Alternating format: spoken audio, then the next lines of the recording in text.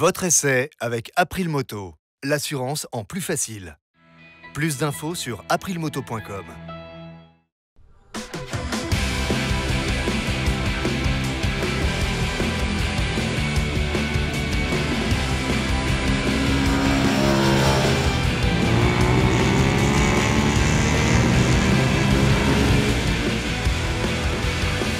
Salut les motards! Il y a des évolutions qui amènent parfois un questionnement presque philosophique. C'est un peu le cas de cette nouvelle Ducati Panigale V2, ici, dans son évolution S, dont le positionnement interroge. Et nous allons donc essayer de répondre au comment du pourquoi ou au pourquoi du comment, au travers non seulement de l'esthétique, du châssis, du moteur bien sûr, mais aussi des évolutions que nous avons eues ici sur ce circuit de Séville. Alors on va commencer par l'esthétique, avec évidemment la reprise du style de la Panigale V4, avec les feux ici qu'on retrouve, avec ce petit mouvement esthétique là, qui rappelle un petit casque de guerrier que j'aime beaucoup, moi j'aime beaucoup ça, une sorte de protège-nez là devant. Des petits ailerons, mais des ailerons intégrés évidemment, pas des gros ailerons qui dépassent, et ça c'est super bien pour la fluidité d'ensemble. La compacité de cette machine d'ailleurs est particulièrement perceptible à rien qu'en style, ça c'est très agréable. On a des nouveaux flancs qui sont selon moi un peu plus élégant, c'est un peu moins peut-être sportif par contre.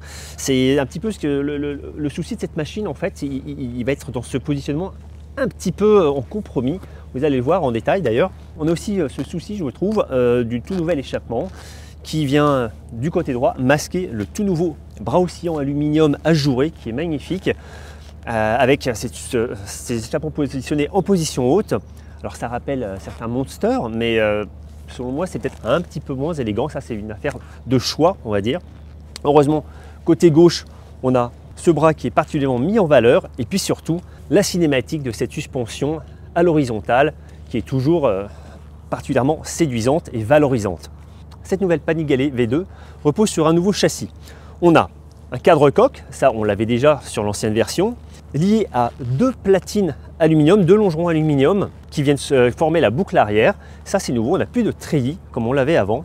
Et puis également, vous pourrez remarquer qu'on a un gainage de cette poupe qui est bien plus présent. Je trouve que c'est pareil, on a une machine qui paraît presque plus routière, on perd cette légèreté très aérienne qu'on avait sur l'ancienne V2. Pourquoi pas, par contre on a toujours cette coque ajourée qui est du plus bel effet, qui amène un côté là un peu plus sportif effectivement. Cet ensemble cadre et boucle arrière vient prendre à fonction porteuse le tout nouveau V2 de 890 cm3 à distribution variable qu'on avait déjà trouvé au sein de la Multistrada V2 qu'on a essayé il y a 10 jours et dont on vous a dit pas mal de bien. Une mécanique qui va délivrer 120 chevaux à 10 750 tours et 93 Nm de couple à 8 250 tours.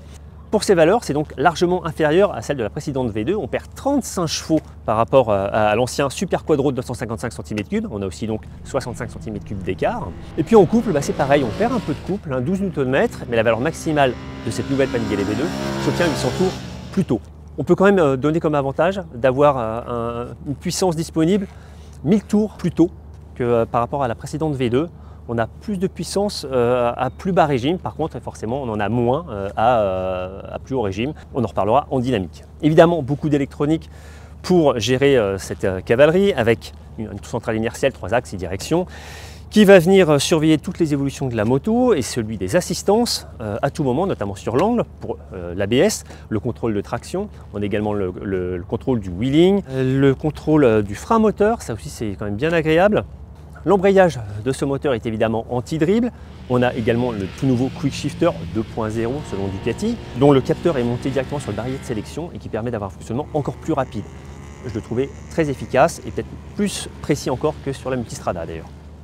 La géométrie de cette nouvelle Panigale V2 évolue assez sensiblement, avec un angle de colonne qui passe à 23,6 degrés, donc au lieu de 24. On a également une chasse qui est un peu réduite à 93 mm, et un empattement qui lui s'accroît de 29 mm à 1465 unités. Donc c'est quand même quelque chose d'assez important. On va donc avoir une machine assez réactive sur l'avant, ça c'est sûr, beaucoup de maniabilité en prévision, mais aussi une bonne stabilité. Cette nouvelle sportive repose sur une fourche Öhlins Nix 30, fourche inversée de 43 mm de diamètre, qui débat sur 120 mm, entièrement réglable évidemment, associé donc à un amortisseur Öhlins en position horizontale, entièrement réglable également, qui débat sur 150 mm. Le freinage est confié à des étriers Brembo M50, 4 pistons, étrier monobloc, montage radial, avec des disques de 320 mm. À l'arrière, c'était un disque de 245 mm. Les nouvelles jantes avec 3 bâtons qui se dédoublent en Y, donc c'est assez sympa. Et ici, nous avons des Pirelli SC1 pour notre essai-piste, alors que d'habitude, ça vient en Pirelli Diablo Rosso 4. Alors, aux commandes de cette nouvelle Panigale V2S, on a tout d'abord un guidon dont l'ouverture est assez prononcée par rapport à l'ancienne V2. On a évidemment un léger appui, c'est dynamique. Autour du tout nouveau réservoir de 15 litres, on perd 2 unités là-dessus, avec une forme qui respecte celui de la V4. On a une forme qui est particulièrement ergonomique, qui va venir aussi nettement aider dans les évolutions. Le recul est correct sans plus quand on est grand, 1,84 m pour moi.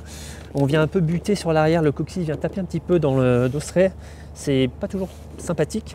Je fais du 44. L'échappement, j'ai cru que ça allait me gêner, ça m'a pas importuné en piste, donc finalement ça va, c'est pas mal. Il faudra voir selon votre taille de pied.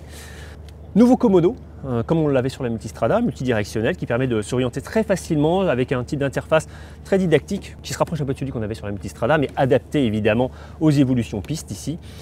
Notamment l'interface Race vous permet d'ajuster à tout moment le contrôle de traction, l'anti-wheeling, le frein moteur et l'ABS. Donc ça, c'est indispensable sur ce genre de machine. L'affichage est particulièrement clair, net. On est ici équipé d'un amortisseur de direction, ce qui est optionnel. On ne l'a pas sur la V2S. C'est partie des choses à rajouter, tout comme le pit limiter d'ailleurs, et le régulateur de vitesse, le TPMS, tout ça, c'est pas inclus dans cette machine, même en version S, et c'est un peu dommage. Une ergonomie donc un petit peu moins hyper sport qu'avant, c'est là aussi on est dans quelque chose qui diffère de la V2, de la précédente V2, et là aussi ça peut poser question sur la façon dont tout ça va se comporter en piste, et c'est là que je vous emmène maintenant.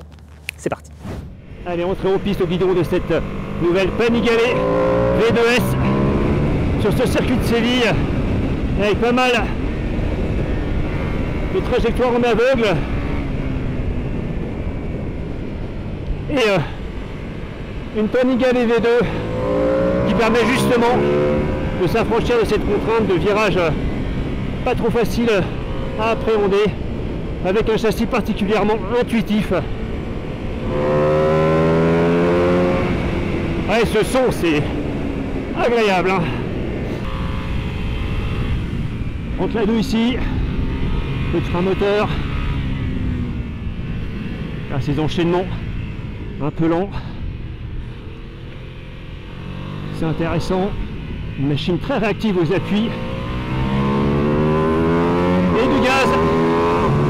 On est sous en haut du contour quand même. On va chercher la puissance.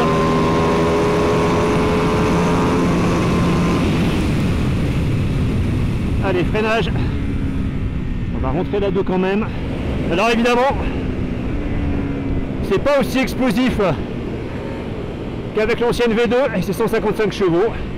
Mais par contre, le couple est largement disponible. Il a des bonnes relances.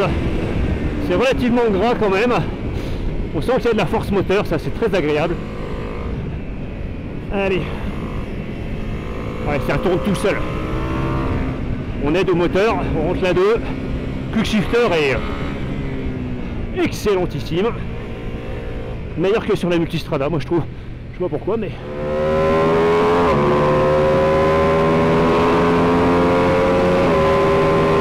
Allez, ligne droite. On prend les freins. C'est très puissant, mais ça se module parfaitement au levier. Elle est en pneu slick, super adhérence. Petite compression.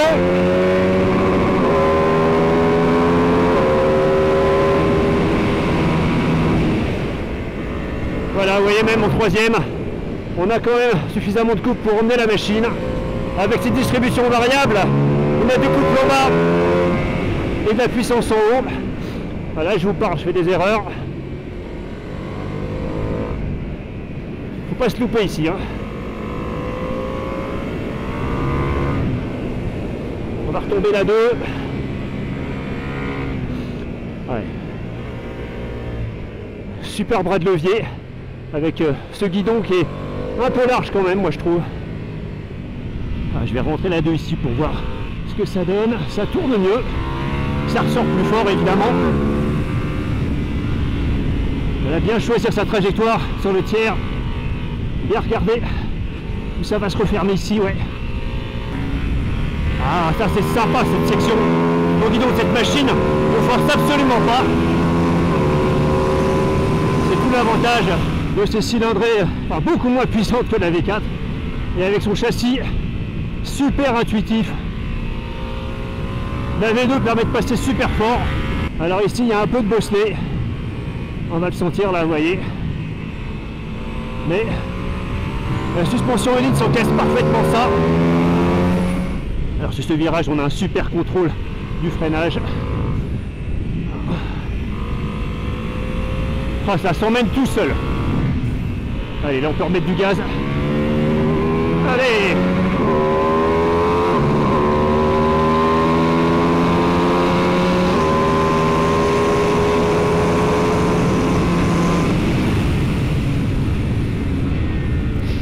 Ce qui est incroyable, c'est vraiment le fait de jamais forcer au guidon. Je suis pas essoufflé comme avec d'autres machines, pourtant je suis en train de vous parler. Mais là où je suis assez étonné aussi, c'est que le pneu en 190 ne gêne pas les évolutions de cette machine. On était à 180 avant, et clairement, je craignais que ça puisse gréver un petit peu la rapidité de changement d'angle. Bah, il n'en est rien. La légèreté globale de cet engin et l'efficacité est assez fantastique. À l'issue de cette prise en main sur le circuit de Séville, je dois dire que la nouvelle Panigale V2S n'a pas répondu à tous mes questionnements. Alors, au niveau des qualités, on a une machine qui est particulièrement intuitive, et ça c'est la première force de cette machine, avec ce nouveau châssis, un nouveau bloc très léger. Il faut savoir que cette moto pèse, selon Ducati, 17 kg de moins que la précédente, avec donc 176 kg en version S, 179 kg en version standard. Donc une machine super agile, très réactive, d'autant plus qu'on a un grand bras de levier. Un moteur certes exploitable, mais quand même moins explosif. Ici, on a un tracé très contrasté qui permet, il a été très bien choisi, hein, qui permet vraiment d'exploiter au mieux la machine. En revanche, sur des plus longues lignes droites, on va manquer d'explosivité, et ça c'est quand même un petit peu regrettable. Sur un modèle qu'on appelle Panigale, on n'a plus cette hyper sportivité, on n'a plus qu'une sportivité selon moi, qui d'ailleurs interroge donc sur son positionnement entre la sportive et la 950 Super Sport disparue. On a presque l'impression que Ducati a voulu croiser un petit peu les deux machines, ce qui donc amène un peu plus un positionnement presque plus routier entre guillemets. D'ailleurs Ducati nous l'a vendu aussi comme étant très agréable sur route, ce dont je ne doute pas. Machine très performante, excellent frein, grande précision du train avant. On peut vraiment emmener cette machine au millimètre, prendre beaucoup d'angles. Moi je n'ai pas été gêné par la garde au sol. On a largement de quoi faire, c'est semblable à ce qu'on avait avant. Une excellente sonorité également, ça participe au plaisir, mais effectivement une mécanique agréable, mais en retrait donc au point de vue de performance maximale. Malgré tout, cette nouvelle Panigale V2S est particulièrement séduisante, suffisamment performante, c'est vrai. Je ne pense pas que les possesseurs de l'ancienne V2 iront vraiment rechercher ce modèle. Le positionnement est vraiment trop différent. Peut-être que c'est une nouvelle philosophie que Ducati veut amener avec cette nouvelle moto, avec ce nouveau moteur qu'on va retrouver donc dans une large gamme de véhicules a priori.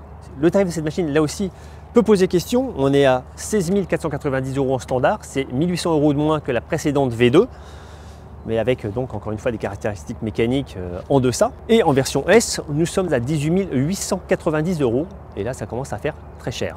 Des concurrentes pour cette machine, avec la Yamaha R9, 13 699 €, 93 Nm de couple dès 7000 tours, donc une mécanique particulièrement démonstrative. La Kawasaki ZX6R, 11 599 €, mais avec beaucoup moins de couple, 69 Nm, mais avec une puissance comparable. Ce que partage la Honda CBR 600 RR, 11 699 €, avec ses 63 Nm de couple. Bon, des valeurs quand même bien en deçà de cette nouvelle machine. Voilà ce que je peux vous dire à l'issue de cette prise en main de cette nouvelle Ducati Panigale V2S ici sur le circuit de Séville. Je vous en dis évidemment bien plus sur le repère des motards.com. Franchement, allez lire l'article parce que je vais vraiment détailler les points en suivant les différentes parties du circuit. Je pense que ça peut faire la différence pour vous informer davantage. N'oubliez pas de vous abonner à la chaîne YouTube et moi je vous retrouve très bientôt pour un nouvel essai. Ciao!